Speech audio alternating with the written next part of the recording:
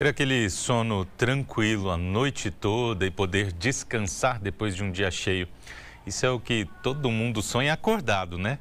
Mas nem todos alcançam esse bem-estar quando colocam a cabeça no travesseiro.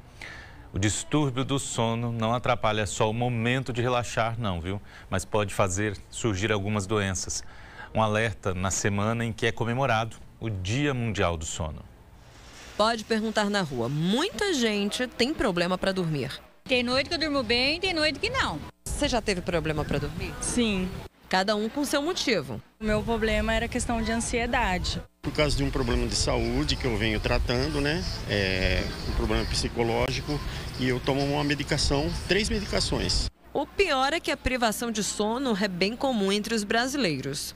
Segundo a Associação Brasileira do Sono, cerca de 45% dos brasileiros têm problema com sono. Os principais motivos são a insônia e a apneia obstrutiva, que acontece quando a respiração é interrompida por alguns segundos ao dormir.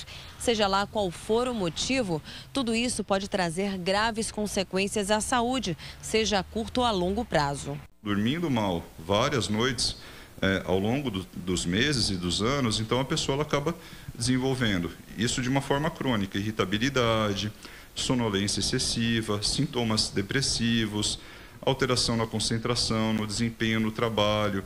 Então, existe todo um contexto biopsicossocial que acaba sendo alterado, e o importante também é que existem alterações para o sistema cardiovascular, para o sistema neurológico. A insônia pode ser causada por fatores externos, como estresse, e também por doenças, como a ansiedade. No caso da apneia, o formato das vias aéreas é uma das causas. Foi o que percebeu essa pesquisadora do Laboratório do Sono da USP. Ela monitora pacientes com fissura labiopalatina, a má formação da região da boca. Mas o problema é o mesmo de quem tem apneia. Existe em algum trajeto, em algum lugar daquela via aérea, uma obstrução, né? Quer seja pela presença de adenoide hipertrófica, amígdalas hipertróficas, ou pela constrição propriamente dita, pela malformação ou pela alteração dimensional daquela via aérea, que é o caso desses nossos pacientes. Então, em muitos dos pacientes, as pesquisas aqui do campus de Bauru têm mostrado que existe uma constrição importante da via aérea, uma redução de em torno de 30%, 40% nas dimensões das vias aéreas desses pacientes, que podem justificar a ocorrência de apneia nessa população. O Orlando foi diagnosticado com apneia. Começou no tempo em que trabalhava à noite. Quando dormia mal, o dia todo era um transtorno. Eu fico com sonolência diurna, fico irritado, ansioso, não tenho paciência para ficar em alguns lugares, já quero deitar.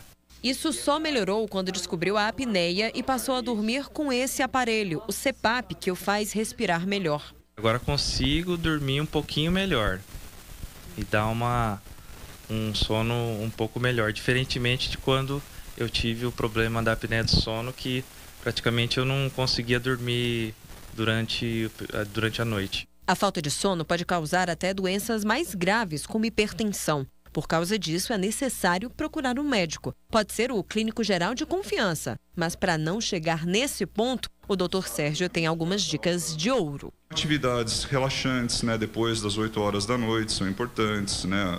Nós diminuímos a exposição a muita luminosidade, a tela de smartphone, a computador, enfim, são atividades que a gente deve evitar depois das 8 horas da noite. Também após o almoço, o consumo excessivo de cafeína, exercícios físicos muito intensos também próximos da hora de dormir, né? O exercício físico é muito benéfico, mas ele deve ser feito mais no período da manhã ou um pouco longe do horário de dormir, que ele tende a atrasar o início do sono. Bom seria se todos dormíssemos que nem o seu Antônio. Eu durmo que é uma beleza, viu? O único problema que eu tenho para dormir é o dia que eu não recebo dinheiro e as pessoas ficam devendo, viu? Aí eu não durmo muito bem, não.